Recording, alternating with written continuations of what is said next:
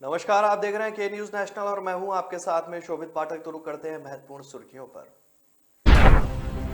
15 राज्यों की 57 सीटों पर राज्यसभा चुनाव के लिए नामांकन। आज से यूपी की 11 सीटों पर होगा चुनाव। चंपावत उपचुनाव के रण में उतरे पूर्व सीएम हरीश रावत। कांग्रेस प्रत्याशी निर्मला गहतोड़ी के समर्थन में किया प्रचार। मथुरा में शाही ईदगाह मस्जिद को शुद्ध करने की उठी मांग। कोर्ट में प्रार्थना पत्र दायर।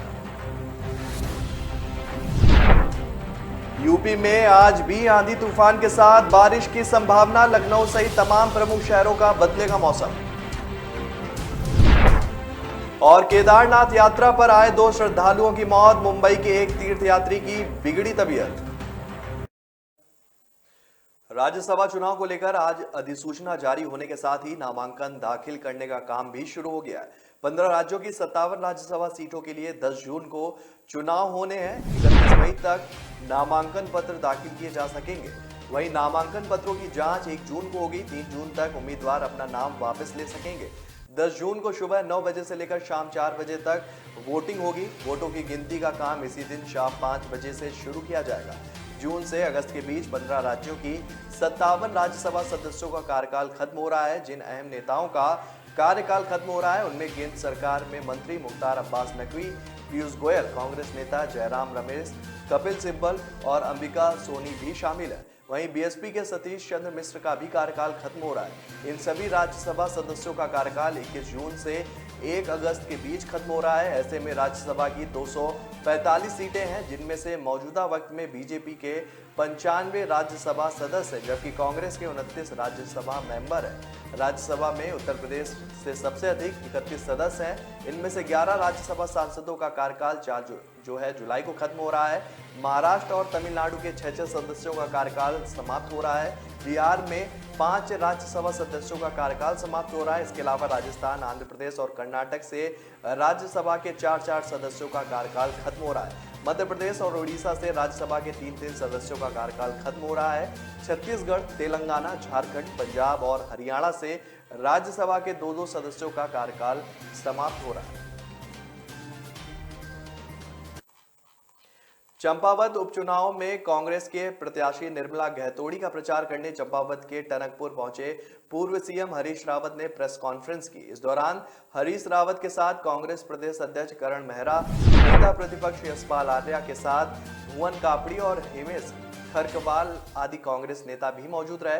प्रेस कॉन्फ्रेंस के दौरान बीजेपी पर निशाना साधते हुए हरीश रावत ने सत्ता पक्ष से शासन शक्ति का दुरुपयोग करने का मुद्दा भी उठाया और चुनाव आयोग से इस बाबत गुहार लगाने की बात कही। मीडिया से मुखातिब होते हुए पूर्व मुख्यमंत्री हरीश रावत ने कहा कि बीजेपी को सत्ता का घमंड हो गया। चंपावत में जो भी आता है वह मांगने आता है। यह भूमि गोरिल देवता की भूमि और गोरिल ही पूरे उत्तराखंड के राजा हैं।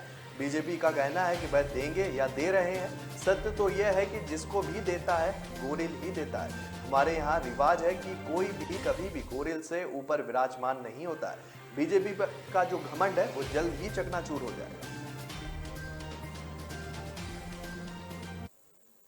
ज्ञानव्यापी मस्जिद विवाद के साथ अब मथुरा के श्री कृष्ण जन्मस्थान और शाही ईदगाह मस्जिद से जुड़ा जमीन विवाद का मामला लगातार चर्चा का विषय बन गया है। सोमवार को दीवानी अदालत में एक प्रार्थना पत्र दाखिल हुआ, जिसकी सुनवाई जो है 1 जुलाई को अदालत करेगी और हिंदू महासभा के कोषाध्यक्ष दिनेश शर्मा ने सिविल इंजीनियर डिवीजन की अदालत में एक प्रार्थना पत्र दाखिल कर शाही ईदगाह मस्जिद को शुद्ध करने की मांग की है। प्रार्थना पत्र में दावा किया गया है कि ईदगाह मस्जिद ठाकुर जी के गर्भगृह पर बनी हुई है।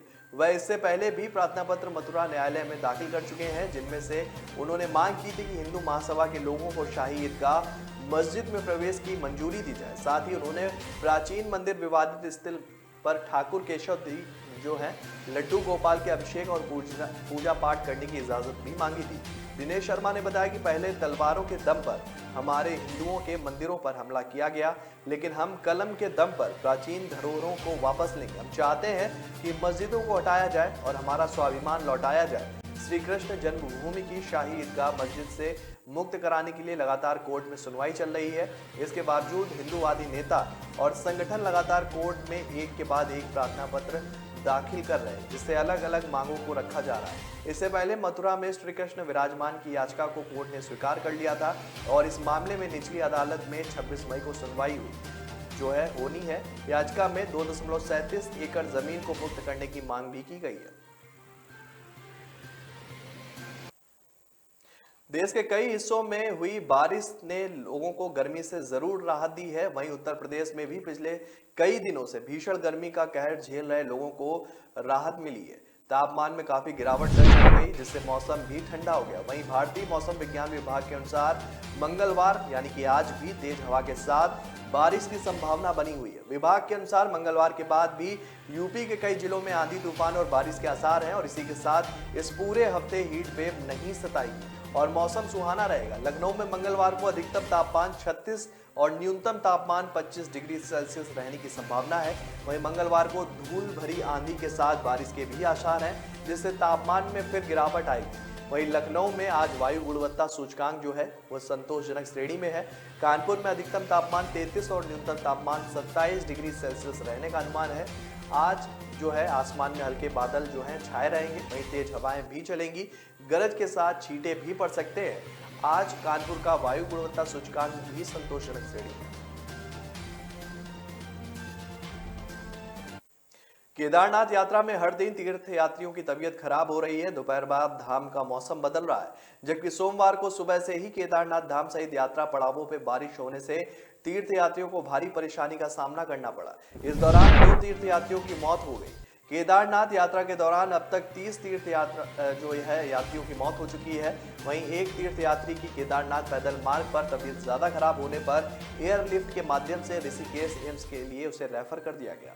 केदारनाथ धाम पहुंचे रहे श्रद्धालुओं को भारी दिक्कतों का सामना करना पड़ रहा है। यहाँ ठंड और सांस लेने की ज्यादा समस्या हो रही है, जिस कारण तीर्थयात्रियों की तबीयत खराब हो रही है और वे अपनी जान तक गंवा रहे हैं। केदारनाथ यात्रा के दौरान सोमवार को 2 तीर्थयात्रियों की मौत हुई, जिनमें एक जो है महाराष्ट्र निवासी बुजुर्ग थे और दूसरे मृत व्यक्ति की जानकारी प्राप्त की जा रही है।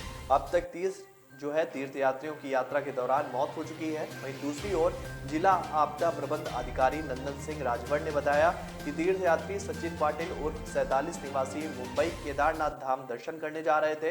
इस दौरान लिंचोली के पास उनका स्वास्थ्य खराब हो जाने के कारण स्वास्थ्य परीक्षण के लिए स्वास्थ्य कैंप ले जाया गया। उनका स्वास्थ्य अधिक खराब होने के कारण डॉक्टरों ने तत्काल हायर सेंटर के लिए उन्हें रेफर कर दिया। तो ब्रेक पर जाने से पहले रुक करते हैं महत्वपूर्ण सुर्खियों पर। 15 राज्यों की 57 सीटों पर राज्यसभा चुनाव के लिए नामांकन। आज से यूपी की 11 सीटों पर होगा चुनाव। चंपावत उपचुनाव के रण में उतरे पूर्व सीएम हरीश रावत। कांग्रेस प्रत्याशी निर्मला गहतोड़ी के समर्थन में किया प्रचार। मथुरा में शाही ईदगाह मस्जिद को शुद्ध करने की उठी मांग, कोर्ट में प्रार्थना पत्र दायर। यूपी में आज भी आंधी तूफान के साथ बारिश की संभावना। लखनऊ सहित तमाम प्रमुख शहरों का बदलेगा मौसम। और केदारनाथ यात्रा पर आए 2 श्रद्धालुओं की मौत। मुंबई के एक तीर्थयात्री की बिगड़ी तबीयत। लोग मुझे कभी बहुत अच्छा समझते हैं, कभी बहुत बुरा। भगवान जैसे है हमारे लिए। एनी टेस्ट जरूरी है क्या? जान बचाई है मेरे बेटे की। ठीक से देखा ही नहीं, सिर्फ 2 मिनट। लोगों की बातों का असर मैं अपने काम पे नहीं पड़ने देता। मैं जो करता हूं वो अपने पेशेंस के लिए करता हूं। अगर मेरे पास सिर्फ 2 मिनट है तो शायद इसलिए क्योंकि कोई और क्रिटिकल है। अगर मैं 1 से ज्यादा टेस्ट करवा रहा हूं वो इसलिए क्योंकि मेरे ट्रीटमेंट में डाउट की जगह नहीं। अगर मैं स्ट्रिक्ट या इनसेंसिटिव हूं वो इसलिए क्योंकि आपकी हेल्थ सबसे इंपॉर्टेंट है। तो लोग मुझे चाहे अच्छा समझे या बुरा, मैं उनसे कहता हूं थैंक यू, क्योंकि वो मुझे रोकते नहीं बल्कि याद दिलाते हैं कि मुझे मेरे पेशेंट्स के लिए क्या करना है।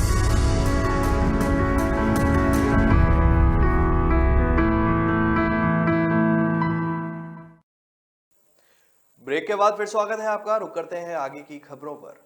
गुजरात की साबरमती जेल में बंद पूर्व बाहुबली सांसद अतीक अहमद के खिलाफ प्रयागराज में एक और एफआईआर दर्ज की गई है। यह एफआईआर प्रयागराज विकास प्राधिकरण ने शहर के धूमनगंज थाने में दर्ज कराई है। अतीक अहमद पर आरोप है कि उन्होंने सरकारी अमले द्वारा सितंबर 2020 में बुलडोजर से ढाए गए पुश्तैनी मकान में कुछ दिनों बाद फिर से बाउंड्री वॉल तैयार करा दी। इसके साथ ही तोड़े गए घर की जमीन पर कुछ नए निर्माण भी किए गए। हालांकि इस अवैध निर्माण को प्राधिकरण ने एक बार फिर से इसी 28 मार्च को गिरा दिया था, लेकिन अब इस मामले में उनके खिलाफ शिकायत दर्ज की गई। अतीक अहमद के खिलाफ जो है ये एफआईआर प्रयागराज विकास प्राधिकरण के जोनल अफसर बीएन सिंह की तरफ से दर्ज कराई गई और इसमें बाहुबली अतीक अहमद को नामजद किया गया है, जबकि कई अज्ञात लोगों के शामिल होने का भी जिक्र किया गया है। पुलिस का कहना है कि इस मामले में जांच के बाद आगे की कार्रवाई की जाए। बाहुबली अतीक अहमद पिछले कई सालों से गुजरात की साबरमती जेल में बंद है। ऐसे में संभावना यह जताई जा रही है कि इस एफआईआर पर पुलिस जांच में अतीक के परिवार वालों पर करीबियों का भी नाम शामिल कर उन पर शिकंजा कसा गया। हालांकि कार्रवाई के 2 महीने बाद एफआईआर दर्ज कराना जो है सरकारी अमले की कार्यप्रणाली पर भी सवालिया निशान खड़े कर रहा है। दरअसल साल 2020 में अतीक अहमद के पुश्तैनी मकान पर हुए अवैध निर्माण को प्रशासन ने गिरवा दिया था, जिसके कुछ महीने बाद ही यहां पर फिर से बाउंड्री वॉल तैयार करवा दी गई। यही नहीं, उनका जो घर तोड़ा गया था उस पर भी कुछ निर्माण करवा दिया गया, लेकिन इस अवैध निर्माण को भी प्रशासन ने एक बार फिर से 28 मार्च को ढा दिया था।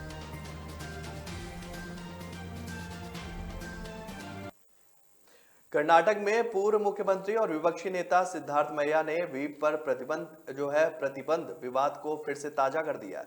उन्होंने कहा है कि वह एक हिंदू हैं और उन्होंने अभी तक बीफ नहीं खाया है, लेकिन अगर वह चाहेंगे तो बीफ जरूर खाएंगे। तुमकुरू जिले में एक सभा को संबोधित करते हुए सिद्धार्थ मैया ने आरएसएस पर धर्मों के बीच अवरोध पैदा करने का आरोप लगाया। उन्होंने कहा कि खाने वाले सिर्फ एक समुदाय के नहीं हो सकते हैं।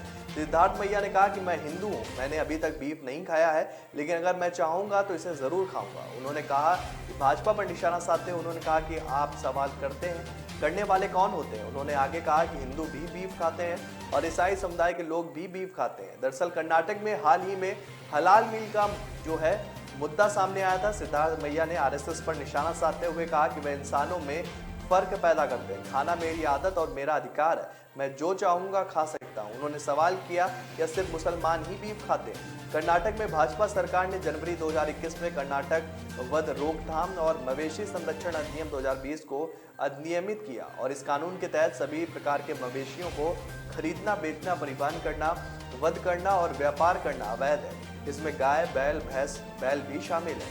खास बात यह है कि 13 साल की उम्र की भैंस और बीमार मवेशियों को इस कानून के तहत छूट है, लेकिन पशुओं चिकित्सक के सर्टिफिकेट के बाद ही उनका वध किया जा सकता है।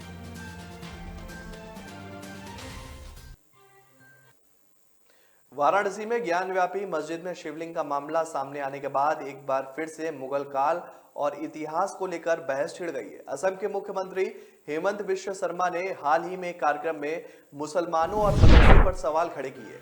उन्होंने कहा था कि मदरसा शब्द ही विलुप्त हो जाना चाहिए। इस पर AIMIM नेता असुद्दीन ओवैसी ने नाराजगी जताई है। ओवैसी ने अपने ट्विटर हैंडल पर बिस्वा के बयान पर पलटवार करते हुए कहा कि असम में 18 लोग मारे गए और 7 लाख बाढ़ से प्रभावित हुए, लेकिन मुख्यमंत्री अपनी अभद्र टिप्पणियों में व्यस्त है। उन्होंने आगे कहा कि जब संघी ब्रिटिश एजेंट के रूप में काम कर रहे थे तब मदरसे स्वतंत्रता आंदोलन में सबसे आगे थे। इस्लाम के अलावा कई मदरसे विज्ञान, गणित और सामाजिक अध्ययन में पढ़ाते हैं। आरएसएस पर हमला करते हुए ओवैसी ने कहा कि शाखाओं से अलग मदरसे स्वाभिमान और सहानुभूति सिखाते हैं, लेकिन ये बात अनपढ़ संघी नहीं समझेंगे। उन्होंने सवाल किया कि हिंदू समाज सुधारक राजा राम मोहन राय मदरसे में क्यों पढ़ते थे।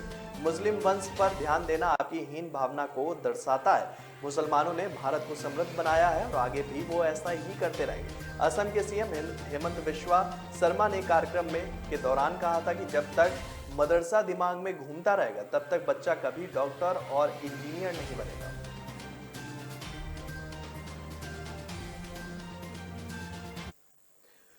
दिल्ली में भारी बारिश और आंधी जो है राहत और आफत दोनों लेकर आई। बारिश और आंधी से जहां लोगों को तेज गर्म और लू से राहत मिली, वहीं इसकी वजह से सुबह सड़क और यातायात भी प्रभावित हुआ। 60 से 90 किलोमीटर प्रति घंटे की रफ्तार से चली तेज हवाओं से अलग अलग जगहों पर करीब 80 पेड़ गिर गए। करीब 100 फ्लाइट देरी से चली, जबकि 19 फ्लाइट के रूट को डाइवर्ट करना पड़ा। मौसम विभाग का कहना है कि इस वक्त उत्तर पश्चिमी भारत में पश्चिमी विक्षोभ सक्रिय है और इसका असर दिल्ली NCR पर पड़ रहा है। इसी वजह से सुबह औसतन से भारी स्तर की बारिश दर्ज की गई। 60 से 90 किलोमीटर प्रति घंटा की रफ्तार से धूल भरी आंधी भी चली। इसमें न्यूनतम तापमान में तेजी से गिरावट आई। आने वाले दिनों में भी न्यूनतम तापमान में ज्यादा इजाफा नहीं होगा। यहाँ 20 डिग्री सेल्सियस के आसपास जो है ये रह सकता है। मौसम में आए इस तरह के बदलाव से बीते कुछ दिनों से 42-44 डिग्री पारे का टॉर्चर झेल रहे दिल्ली का मौसम सुहाना हो गया है। इस सीजन में यह पहली मध्यम तीव्रता की आंधी थी। बारिश और आंधी के चलते सोमवार को दिल्ली के न्यूनतम तापमान में भारी गिरावट देखी गई।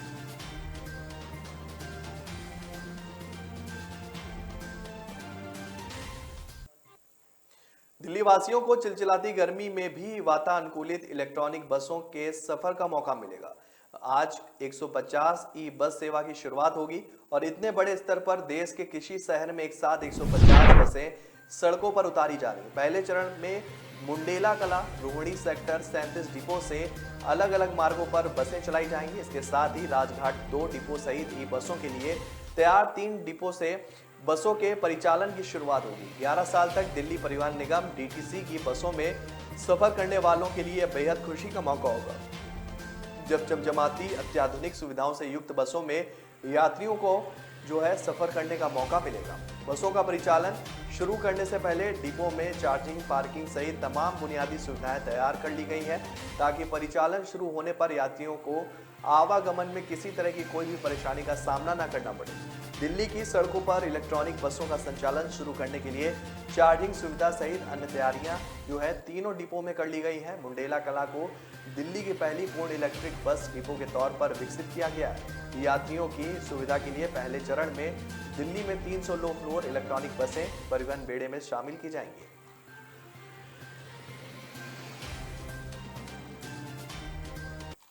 तो ब्रेक पर जाने से पहले रुक करते हैं महत्वपूर्ण सुर्खियों पर। 15 राज्यों की 57 सीटों पर राज्यसभा चुनाव के लिए नामांकन। आज से यूपी की 11 सीटों पर होगा चुनाव। चंपावत उपचुनाव के रण में उतरे पूर्व सीएम हरीश रावत। कांग्रेस प्रत्याशी निर्मला गहतोड़ी के समर्थन में किया प्रचार। मथुरा में शाही ईदगाह मस्जिद को शुद्ध करने की उठी मांग, कोर्ट में प्रार्थना पत्र दायर। यूपी में आज भी आंधी तूफान के साथ बारिश की संभावना। लखनऊ सहित तमाम प्रमुख शहरों का बदलेगा मौसम। और केदारनाथ यात्रा पर आए 2 श्रद्धालुओं की मौत। मुंबई के एक तीर्थयात्री की बिगड़ी तबीयत। असली पहचान तभी होती है जब उसकी बुनियाद मजबूत हो, क्योंकि जिन्हें खुद पर भरोसा हो उनकी ताकत कभी कम नहीं होती है। इसलिए भरोसा करिए सिर्फ विकी पावर प्लस टीएमटी बात पर। अब घर बनेगा स्ट्रॉन्ग, चलेगा लाइफ लॉन्ग। ब्रेक के बाद फिर स्वागत है आपका। रुक करते हैं आगे की खबरों पर।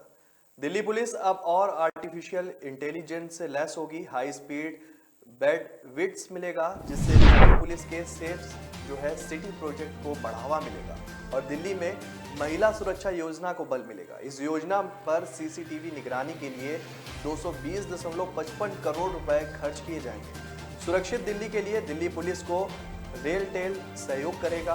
दिल्ली में महिला सुरक्षा बढ़ाने के प्रयास के तहत आर्टिफिशियल इंटेलिजेंस का सहारा लिया जा रहा है और इस कड़ी में रेलटेल के सहयोग से 3 फेज में काम किया जाएगा। दिल्ली के कुल 16 पुलिस जिलों में 182 पुलिस स्टेशन और 3,351 जगहों पर मल्टी प्रोटोकॉल लेबर स्विचिंग और इंटरनेट बैंडविड्थ मिलेगा। इसमें दिल्ली पुलिस मुख्यालय, integrated command control communication centre, जिला मुख्यालय, data centre, disaster recover centre, viewing control centre से भी कनेक्टिविटी दी जाएगी। रेलटेल के प्रबंध निदेशक अरुणा सिंह ने बताया कि रेलटेल एक प्रमुख सूचना और संचार प्रौद्योगिकी उपलब्ध कराता है। उच्च गति MPLS और इंटरनेट बैंडविड्थ प्रदान करने में विशेषज्ञता भी है और इससे दिल्ली पुलिस के सेफ सिटी प्रोजेक्ट को बढ़ावा मिलेगा। सीसीटीवी निगरानी प्रणाली के कार्यान्वयन के लिए करीब 70 GPPS और MPLS इंटरनेट बैंडविड्थ प्रदान करने के लिए 220.55 करोड़ रुपए का कार्य आदेश मिला है।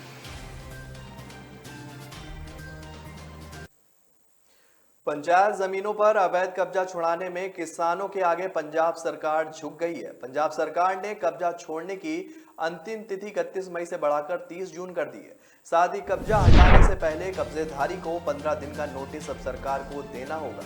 पहले मुख्यमंत्री भगवंत मान ने 31 मई तक कब्जा नहीं छोड़ने पर मुकदमा दर्ज करने की चेतावनी दी थी। पंजाब सरकार ने पंचायत की जमीनों पर कब्जा मुक्त करने की मुहिम छेड़ रखी है। पहले चरण में 5000 एकड़ पंचायती जमीन को कब्जा मुक्त कराने का लक्ष्य सरकार की ओर से रखा गया था। पंचायत मंत्री कुलदीप धालीवाल स्वयं प्रदेश में पंचायत की कब्जे में जमीनों को खाली करा रहे हैं। सरकार की इस मुहिम का अब किसान जमकर विरोध कर रहे हैं। किसानों के बढ़ते विरोध को देखते हुए पंजाब भवन में किसानों और सरकार के बीच बैठक भी हुई। इसमें किसानों के दबाव के बाद सरकार ने कब्जा छोड़ने के लिए 1 महीने की मोहलत और दे दी है। इसके अलावा अब किसी भी अवैध कब्जे को हटाने से पहले 15 दिन का नोटिस देना होगा। बैठक के बाद किसान नेता हरिंदर सिंह लखोवाल ने बताया कि कई किसान वर्षों से पंचायती जमीन पर खेती कर रहे हैं। किसानों ने जमीनों पर अपने आवास भी बना रखे हैं। अगर सरकार उन्हें नोटिस देती है तो उनके पास 15 दिन का समय होगा। वे जिला विकास और पंचायत अधिकारी के पास पेश होकर मालिकाना हक का दावा कर सकते हैं।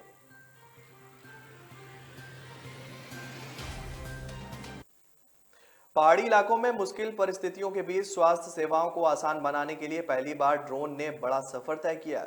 रेड क्लिफ लैब्स ने यह शुरुआत की है, जिसके तहत उत्तरकाशी से दून के बीच का 60 किलोमीटर हवाई सफर महज 88 मिनट में पूरा करते हुए ड्रोन सैंपल लेकर पहुंचा। अब 10 जून से रेड क्लिफ यहां रोजाना 2 ड्रोन उड़ाने शुरू करने जा रहा है। रेड क्लिफ ने देहरादून से उत्तरकाशी के बीच कॉमर्शियल BVLOS ड्रोन उड़ाने शुरू किए। 19 मई को उत्तरकाशी देहरादून के लिए सुदूर पहाड़ियों में अपना पहला कॉमर्शियल ड्रोन कॉरिडोर खोला। स्काई एयर के साथ मिलकर यह पहल की शुरुआत की गई है। रेड क्लिफ लैब्स के संस्थापक धीरज जैन ने बताया कि दून से उत्तरकाशी के बीच 60 किलोमीटर की हवाई दूरी है। 5 किलो क्षमता वाला ड्रोन ज्ञानसू उत्तरकाशी से देहरादून के विवेक विहार तक सैंपल लेकर महज 88 मिनट में पहुंच गया। अब 10 जून से रोजाना सैंपल कलेक्शन के लिए 2 उड़ानें जारी की जाएंगी।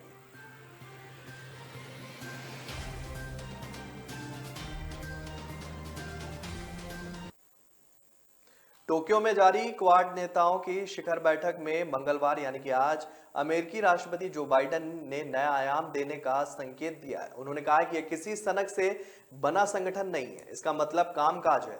उन्होंने 4 देशों के तेजी से बढ़ते व सशक्त संगठन के मंच से रूसी राष्ट्रपति व्लादिमीर पुतिन को भी चेताया। उन्होंने कहा कि यूक्रेन पर रूस का हमला सिर्फ यूरोप का नहीं बल्कि वैश्विक संगठन है। क्वाड नेताओं के दूसरे प्रत्यक्ष सम्मेलन में बाइडेन ने पीएम नरेंद्र मोदी से मुलाकात कर प्रसन्नता भी जताई। उन्होंने कहा कि आपसे पुनः व्यक्तिगत रूप से मिलना अद्भुत है। यूक्रेन पर हमले को लेकर रूस पर निशाना साधते हुए बाइडेन ने कहा कि वह एक संस्कृति को नष्ट करना चाहते हैं। बाइडेन ने कहा कि हमने सिखाया है कि क्वाड सिर्फ एक सनक नहीं है, हमारा मतलब कारोबार और कामकाज है। हम यहाँ इस क्षेत्र के लिए काम करने के लिए आए हुए हैं। मुझे इस बात पर गर्व है कि हम मिलकर कुछ नया करना चाहते हैं। आने वाले वर्षों में हम इस महत्वपूर्ण साझेदारी को फलने फूलने देने के लिए तत्पर है। कोरोना महामारी के कारण क्वाड नेताओं की लंबे समय से व्यक्तिगत बैठक नहीं हो पा रही थी। टोक्यो में हो रही दूसरी प्रत्यक्ष बैठक में बाइडेन के अलावा प्रधानमंत्री मोदी, जापान के पीएम फुमियो किशिदा और ऑस्ट्रेलिया के नवनिर्वाचित पीएम एंथनी अल्बनीज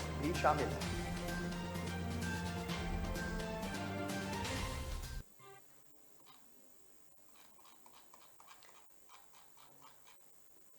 तो फिलहाल इस बुलेटिन में मेरे साथ इतना ही। आगे की खबरों के लिए बने रहिए के न्यूज़ नेशनल के साथ। तब तक के लिए नमस्कार।